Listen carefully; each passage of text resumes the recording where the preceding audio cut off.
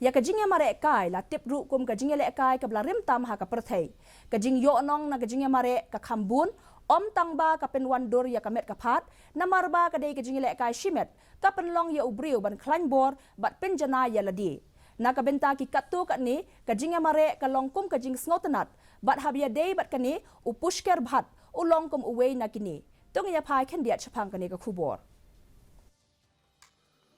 Baro ang layas ko Shaphang umilit suman kapiti usha bat kiway kinang more upaw nam.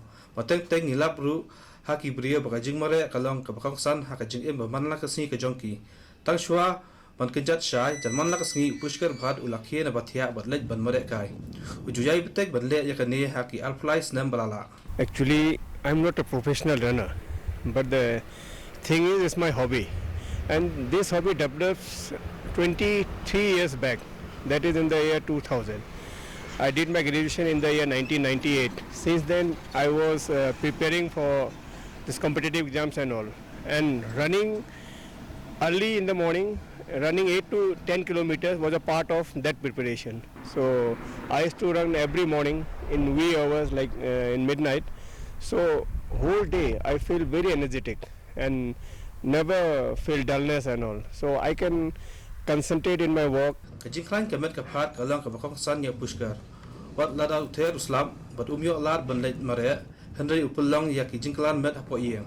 Wat lada shem kwa ban long kum unong mare apaw nam Henry ulai shem benta kijing ya kop mare marathon bat kiwe kijing ya kop mare.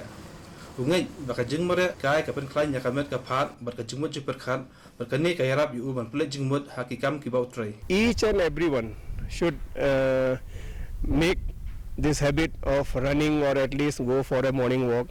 It's not too much, then it's a 3 to 4 kilometers a day, and enjoy a healthy lifestyle. I have noticed that people have become health conscious since that time. Government has promoting so many things, so everyone should do at least a few physical exercises or should keep them physically active. Pushker laang bakam dan kanu kabari ya ka ei ka baule. Uyai beteng ya kane namar ka kam ka bautre. Ule ya kane namar bau ie ya ka. Nalar ka dukan bau bo u Pushker utre kum u ha all India radio shalong kum u nong pule khubor hakten hindi. U kentu ya ki ba pakidai ban permien ya ka jing mare kai lani mare stap. Bureau report DD News Meghalaya.